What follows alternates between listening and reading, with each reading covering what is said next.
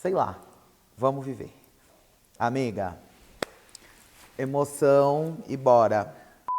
Hello, meu Brasil brasileiro! Hoje eu quero falar de coisa séria. Como vocês sabem, o mês de novembro ele é bem significativo para a comunidade negra, pois ontem, dia 20, foi o Dia da Consciência Negra.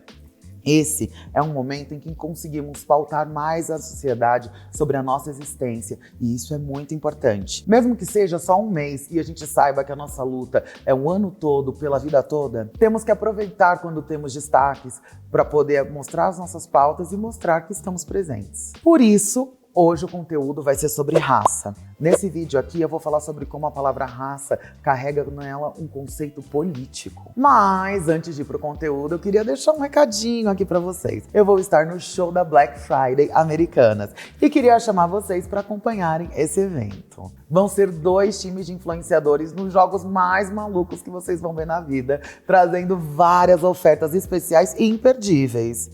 A Camila De Lucas e a Jojo Todinho vão liderar esses 2 times. E por mais que eu ame a Jojo, eu vou estar o quê? Firme e forte no time da minha mana, Camila De Lucas. Eu amo! Vai ser essa semana, na quinta, dia 25 de novembro, a partir das 9 horas da noite, no app e no YouTube Americanas. O Felipe Neto e a Juliette vão apresentar, então quero ver vocês lá, hein? Todo mundo ligadinho pra ver a bonecucha. E para não perderem nada, aqui na tela tá aparecendo o QR Code para vocês baixarem o app. Então, nos vemos lá, né? Socorro! E agora, senta aí, fica bem confortável, pega o seu bloquinho de anotações, porque hoje a gente vai passear um pouco pela história desse mundão. Já deixa um like aqui nesse vídeo para poder fortalecer a bonecucha, roda a vinheta e vem comigo!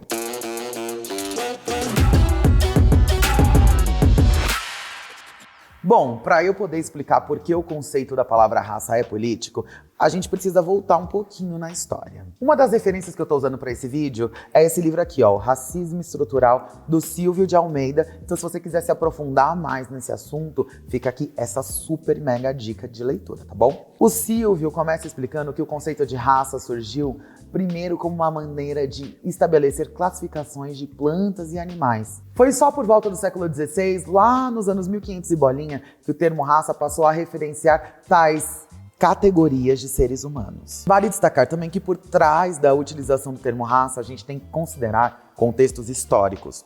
Foi no contexto do século XVI que deu um sentido específico à palavra. Se a gente fizer uma visita a esse momento na história, vamos ver que foi um momento com expansão econômica e mercantil e com a descoberta de outros mundos que não europeu. Foi um período onde a civilização ocidental se desenvolveu e se impôs. Portugal e Espanha estiveram à frente da exploração do oceano e houve a descoberta do novo mundo, do dito, tal novo mundo, que no caso era o continente americano, E por consequência houve a conquista e o colonialismo desse lugar. Agora pensa comigo, acontece a descoberta de um povo diferente do seu, que não se mostra violento, e junto com esse povo vem uma terra cheia de riquezas e matérias-primas importantes e lucrativas. Como você pode convencer esse povo que tem direito a esse território? Você se elege como um salvador, um superior e se mostra disposto a catequizar e a salvar essas pessoas de um mal que nem elas sabiam que existia, pelo amor de Deus.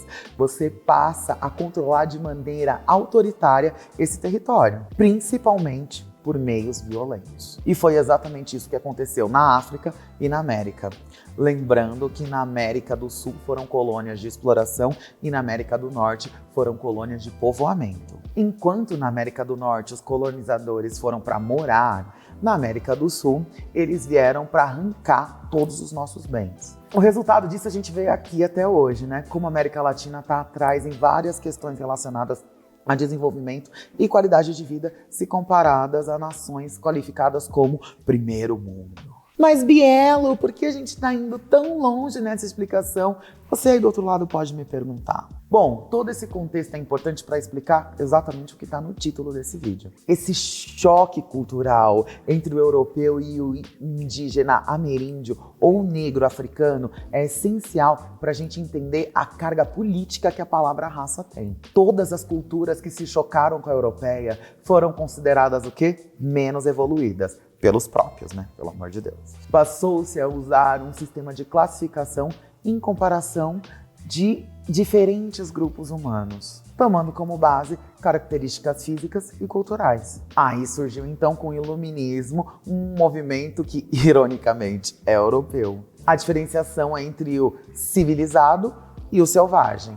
O Iluminismo propôs a valorização do pensamento racional e dos direitos dos indivíduos, mas através de uma ótica europeia liberal. E foi usando ideias iluministas que aconteceram revoluções como a inglesa, a americana e a francesa. E foi com elas que vieram as quebras de sociedades feudais e absolutistas para a capitalista. A missão dos homens iluministas, que se consideravam esclarecidos e que prezavam a liberdade e a igualdade, era de guiar em nome da razão outras sociedades ditas primitivas e selvagens. Olha só que absurdo. E é só um pouquinho irônico pensar que os iluministas tinham todos esses valores, mas defendiam a existência de escravos e da catequização de indígenas. Não faz sentido. Esse projeto liberal iluminista, na verdade, não tornava todos os homens iguais. Ele nem sequer queria que muitos povos fossem reconhecidos como seres humanos. Tá bom pra vocês? Olha que absurdo. E é nesse contexto que o termo raça surge como um conceito central para os acontecimentos da época. Essa classificação e separação dos seres humanos, mais do que um conceito filosófico, serviu como uma das formas do colonialismo europeu de submeter e destruir populações, não só da África e das Américas, como também da Ásia e da Oceania. E foi sob essa justificativa que criou-se um rastro de genocídio e extinção de culturas. É só pensar em termos que antólogos da época usavam para descrever os povos que contrastavam com o povo europeu. Cornelius de Paul, etnólogo europeu, descrevia os indígenas americanos como degenerados e animais irracionais. O filósofo alemão George Hegel considerou os africanos como um povo sem história, bestial, envolto em ferocidade e superstição. Gente, vemos aí que algumas culturas são associadas a palavras como bestialidade e ferocidade, vocabulário que utilizamos para nos referirmos ao quê?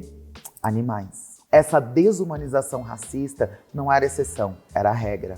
E até hoje a gente vê desdobramentos disso em casos de preconceitos e assassinatos de raças minorizadas. Dá até para parafrasear o livro incrível A Revolução dos Bichos, de George Orwell, para poder exemplificar essa situação. Ele é uma fábula muito interessante que começa com uma sociedade igualitária de animais e aos poucos uma espécie passa a assumir o poder. E no livro, Orwell usa a frase: todos os animais são iguais, mas alguns animais são mais iguais do que os outros. Essa frase pode ser transportada para o pensamento criminoso de todos os humanos são iguais, mas alguns humanos são mais iguais do que outros. Que foi a justificativa para dar como inferiores os povos colonizados, falando que a pele que não era branca era um indicativo de falta de inteligência. Esse tipo de pensamento, que hoje chamamos de racismo científico, teve uma enorme repercussão e prestígio no século XIX. Essas supostas teorias biológicas que envolviam características como a cor da pele serviram como apoio ideológico para a opressão colonial, mesmo depois da abolição da escravatura. É o que a gente está vendo até hoje, né? A partir do século XX, os esforços dos antropólogos vieram para tentar consertar esse retrocesso todo, para demonstrar que essas culturas inferiorizadas são autônomas e que nenhuma determinação biológica ou cultural deve hierarquizar a sua existência. Nada na realidade natural determina que a cor da pele diferente significa uma raça diferente. É por isso que sim, como eu digo no título desse vídeo, raça é um termo essencialmente político e não tem nenhum sentido fora desse contexto.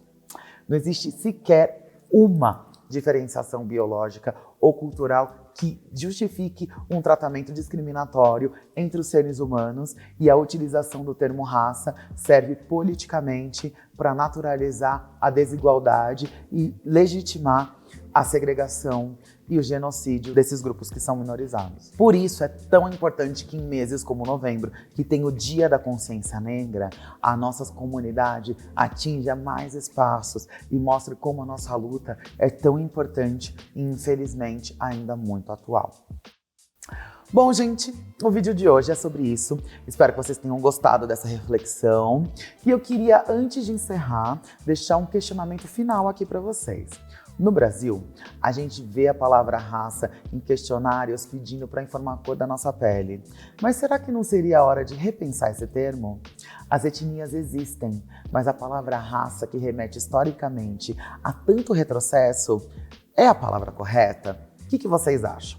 Bom, para discutir um pouquinho melhor sobre esse tema, eu quero indicar também um livro para vocês comprarem, que é um livro que ele tá todo em quadrinhos, ele é muito atual, tá? Ele foi lançado recentemente, que é do Leandro Assis e da Priscila Oliveira, chamado Confinada, que é uma coletânea onde conta a história de uma saga de uma blogueira branca que tem na sua casa uma empregada negra e como a gente consegue ter ascensão e mostrar que a nossa história, a nossa vivência é muito importante e que a nossa voz não só merece, como deve ser ouvida, e tem muita gente que precisa ouvir isso. O livro está incrível, eu recebi ele em primeira mão, participei do crowdfunding dele, mas ele já está disponível para vocês comprarem e eu indico muito. Aqui atrás de mim vocês estão vendo várias outras referências que são muito importantes para a gente entender. E como eu já falei em outros vídeos, a gente ter o conhecimento para ter uma cultura antirracista é de uma forma passiva. A gente não só pode, como deve, sim, ir atrás de conhecimento